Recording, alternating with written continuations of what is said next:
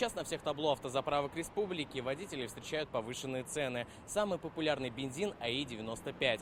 Он вырос в цене на 1%, это 52 копейки. Подорожал и 92-й, это 42 копеек. Дизельная также вырос в цене на 64 копейки. Как говорят автолюбители, цены растут и сейчас. Юрий Семенов за рулем больше 30 лет. Признается, из-за повышения цен начал экономить. Ну, придется, дорогой мой, если или кушать, или ездить, что-нибудь одно из двух.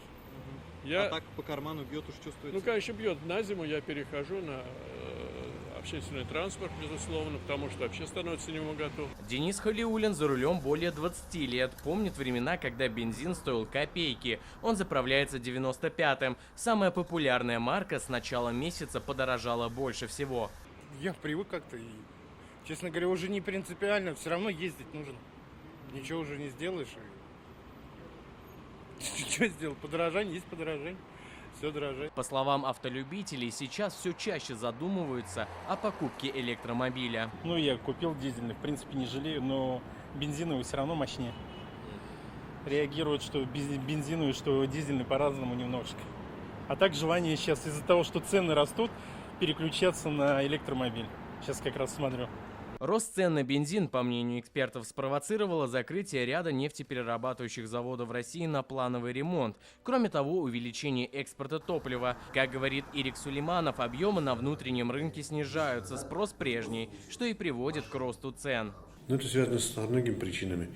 Я считаю, что первая причина – это то, что была отмена на запрет экспорта бензинов. Мы сейчас экспортируем. Плюс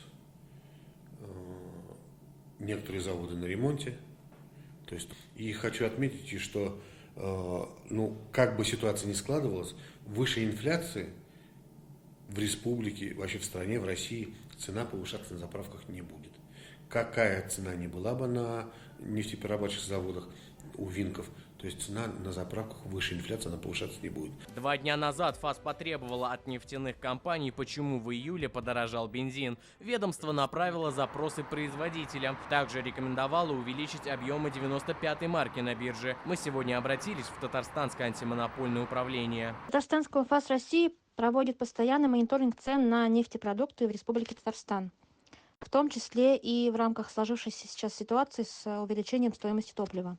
На текущий момент нарушений именно антимонопольного законодательства нами не установлено. Как сообщили в ассоциации, сейчас в республике по сравнению с регионами Поволжья одна из самых низких цен на топливо. Искандер Гемалдинов, Анвар Шерифуллин, ТНВ, Казань.